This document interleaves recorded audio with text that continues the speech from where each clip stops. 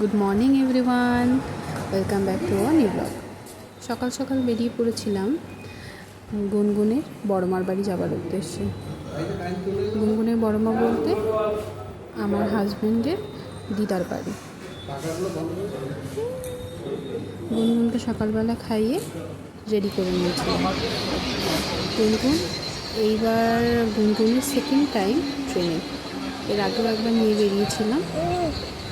এইবার গুনগুন খুব এনজয় করছিল ট্রেনে। কিছুক্ষণ এনজয় করার পরে আর ভালো লাগছিল না, হাতে একটা খেলা দিয়ে দিয়েছিলাম, সেইটা নিয়েই গুনগুন সারাটা ট্রেনে ব্যস্ত ছিল। একবার পাপার করে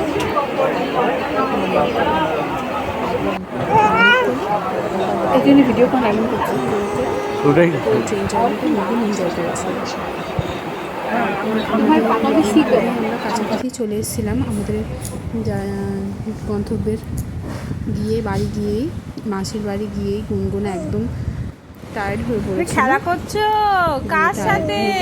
দিদিভাইয়ের সাথে। ঘুম থেকে উঠেই খেলার একজন সাথী পেয়ে গেছে, গুনগুনের একটা দিদি ভাই, তার সাথে এখন গুনগুন খেলায় ব্যস্ত।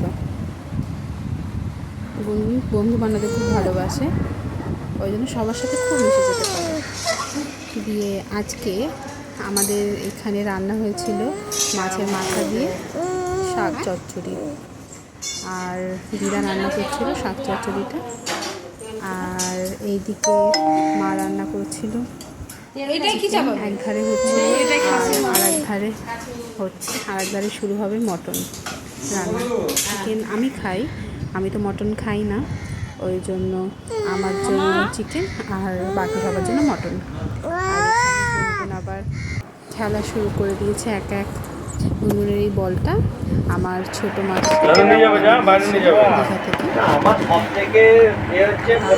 সবাই ছোট মাসির বাড়ি চলে গেছিলাম, খুবই কাছে, শুধু মামার বাড়ি।